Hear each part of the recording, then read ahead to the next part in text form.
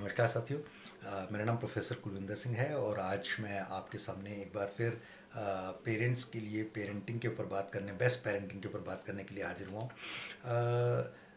एक बीज होता है, उस बीज को हम किस तरीके से उगाते हैं, किस मौसम में उगाते हैं, किस तरीके से पानी, खाद और बाकी चीज़ें, बाढ़ लगाते हैं, तब जाके वो कहीं प्रफुल्लित होता है, अंकुरित होता है, धीरे धीरे बड़ा होता है, पेड़ बनता है। उनको गाय भैंसों से बचा के रखते हैं, फिर धीरे धीरे उसमें मौसम के अनुसार फूल, फल या और भी प्रफुल्लित होता है और वो आखिर तक एक उत्कृष्ट तक पहुंच के अपने जीवन को अ, अंत करता है।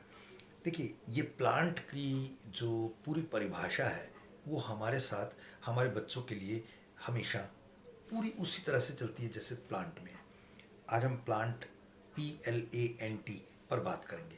एक्चुअली इसमें जीवन के साथ हम बच्चों के साथ क्या कर रहे हैं और बच्चे हमारे साथ क्या कर रहे हैं, ये सारी प्रक्रिया का एक छोटा सा निचोड़ बनाने की कोशिश की है। P, privilege. हम परमात्मा की हमेशा शुक्रगुजार रहे हैं कि हम उन खास लोगों में से हैं जिनको भगवान ने चुना ताकि हमें माँ बाप बनने का सुख मिले। ये भाव जिस दिन आएगा ना, उस दिन हम उनकी, परमात्मा की दी हुई अमानत को बहुत तैयारी से, बहुत संभाल के अच्छे से रखेंगे और इसको बहुत पावरफुली करेंगे। And then L, lovable. हम अपने आप को बहुत प्यार करते हैं, हम अपने बच्चों को बहुत प्यार करते हैं। पोजेसिव और लवेबल, लव में फ़र्क होता है। पोजेशन और लव, पोजेशन होता है मालिकाना हक, मालिक बनना, मालिक नहीं, प्यार करना। अगर कोई किसी को कहे ना कि पूरी फिल्म इंडस्ट्री में बहुत ही शानदार romantic scene of the century, तो शायद मुगले आज़म का वो सीन होगा जिसमें वो पंख लेकर के उसकी बेगम, बेगम नहीं, दासी के ऊपर, जो कि मधुबाला ने रोल किया था, दिलीप कुमार, पंख हल्का हल्का फहरा रहा है। तो वो जो एक छोटी सी बात है, वो रोमांटिज्म की एक्सट्रीम थी। और उसी फिल्म में एक सीन था जो माँ जोधा भाई अपने बच्चे के इंतज़ार में 14 साल, कितने साल, जब वो जंग या जंग सीखने के बाद जंग जीतने और वो सब के बाद वापस आने वाला था, बच्चा भेजा था और जवान होके आया था, तो जो उसकी तड़पना है, पूरे सबको, दासियों को सोने से लाद देना वगैरह वगैरह, वो सारा वो तड़प, वो आज तक की शायद फिल्म इंडस्ट्री में ऐसी तड़प, ऐसा वो हर रोल में वो जो बात, वो चीज़ें हम अपनी लाइफ में अपने बच्चों के साथ, अपने जीवन के बच्चों के साथ जो हमारा रोमांस है, बच्चों के साथ जो हमारा फ़र्ज है, उन सब के लिए। Then A, ask and get, एक किताब है, ये जरूर पढ़िएगा, आस्क एंड गेट। ये किताब बहुत शानदार है। हम जब भगवान से कुछ मांगते हैं, मांगते ही पूरा हो जाता है, यानी कि हमारे मांगने में देरी है, उसके देने में देरी नहीं है। तो ये वाकई सच है, इसके अंदर बहुत गहराई है। और ये बात हम, जब भी आप वीडियो देख रहे होंगे तो आपको पता लगेगा, यार मैंने जब भी ये चीज़ें मांगी हैं, परमात्मा ने दी हैं। तो परमात्मा ने हमें ये बच्चे जो दिए हैं, शायद मांग कर लिए हों, शायद बिना मांगे मिले हों, लेकिन इनकी कदर करना, क्योंकि परमात्मा की देन है, बहुत ज़बरदस्त है, बहुत ज़रूरी है।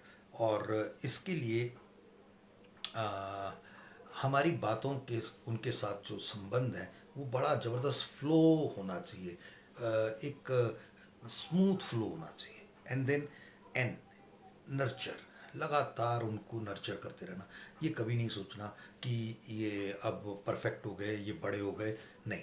उनके लिए हमेशा आप माँ बाप हैं और आपके लिए वो हमेशा बच्चे हैं। ये अलग बात है कि एक लेवल के बाद वो हमारे चिग्गम को ये समझ समझ के कि यार ये तो ये चीज़ बोलेंगे, नहीं। आपने अपने रोल को अपडेटेड रूप में हर समय निभाना है। Then T, treatment.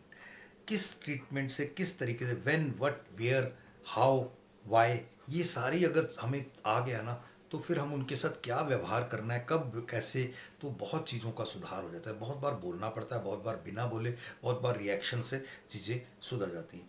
आनंद और आनंद की अभिव्यक्ति, दो चीज़ें हैं, आनंद और आनंद की अभिव्यक्ति, और इसी से उत्सव पैदा होता है।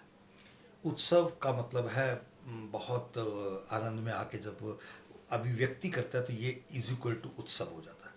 और जीवन उत्सव बनना चाहिए, आपके बच्चे आपके लिए उत्सव होने चाहिए, ये बहुत बड़ी बात है।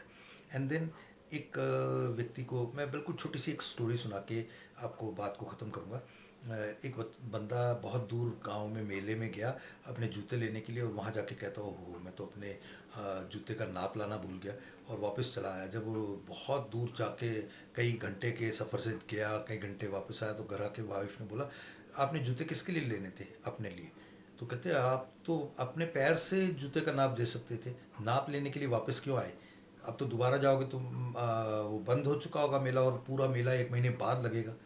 तो कहने का भाव है कि हमें अपनी चीज़ों का, अपने कर्मों का, अपने सिस्टम का एहसास होना चाहिए।